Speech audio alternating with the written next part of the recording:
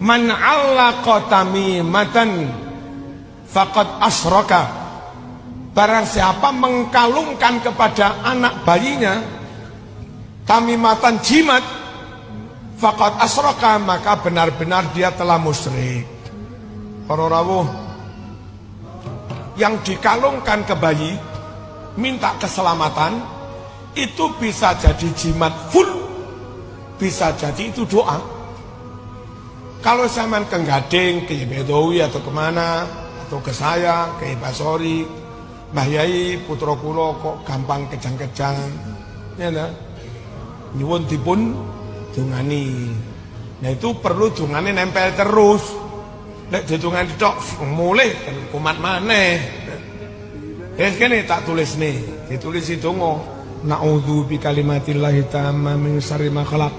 Ngoten niku. Dungane balik ping 7. Bismillahirrahmanirrahim la yadurru ma'asmihi syai'un fil ardi wala fis sama' wa huwa samiul alim. Wis. Iki donga njaluk nang Gusti Allah ditekuk-tekuk dikalungne. Niku mboten musyrik, wong iku njaluk nang Gusti Allah. Dan berdoa itu pakai cara macam-macam boleh.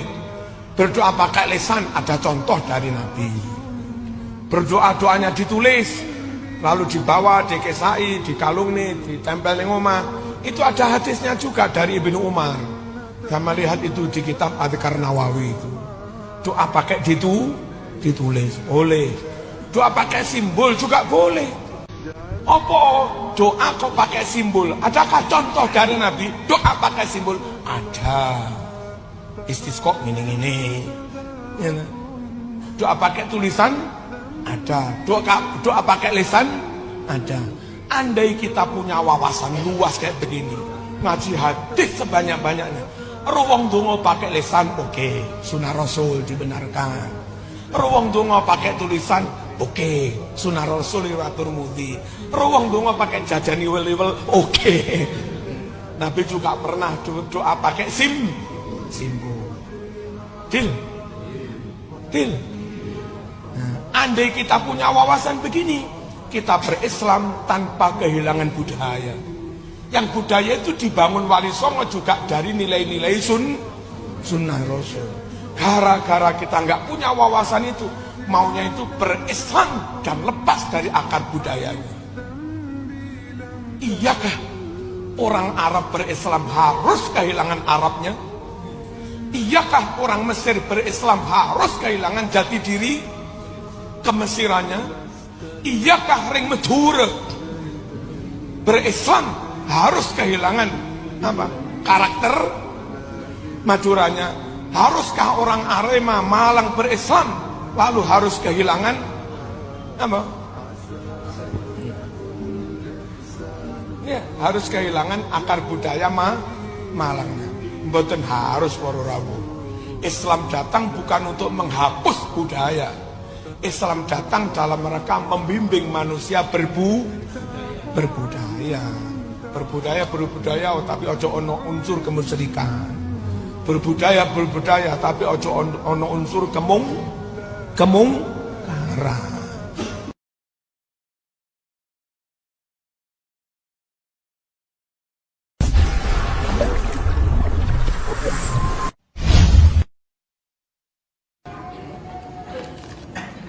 Ustaz, saya mau tanya tentang soal khilaf jimat dalam Al-Quran. Yang khilaf saya katakan jimat dari Al-Quran adalah jimat yang murni tertulis dengan apa?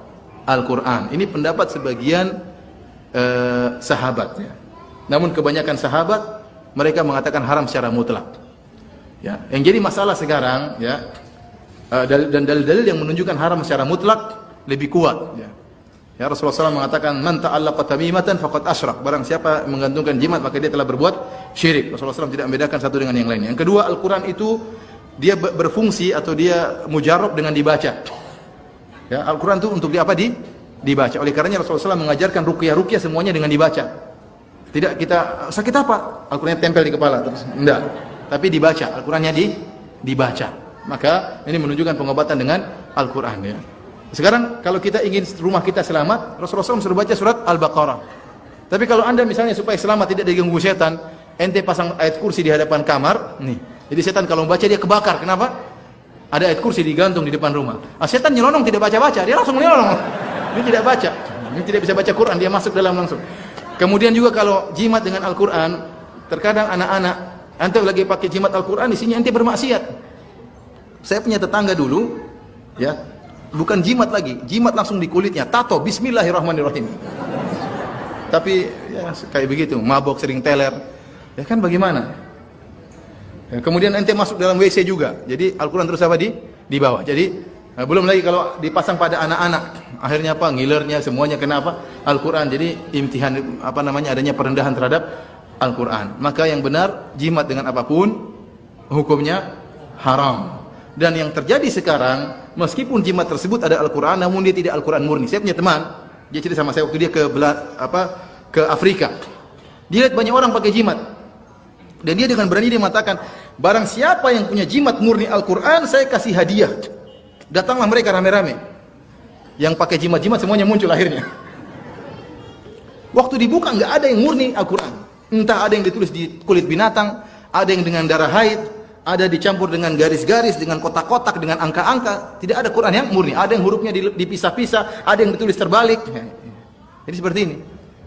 Makanya syaitan ingin apa? Talbisul haq bil batil, dicampur antara kebatilan dengan kebenaran. Jadi ada Al-Qur'annya, orang yang lihat yang penting ada Al-Qur'annya, padahal ada kebatilan. Namun seandainya ada yang jimat Al-Qur'an doang, maka kita bilang masalah khilafiyah, meskipun kita merajihkan hukumnya haram secara mutlak ya.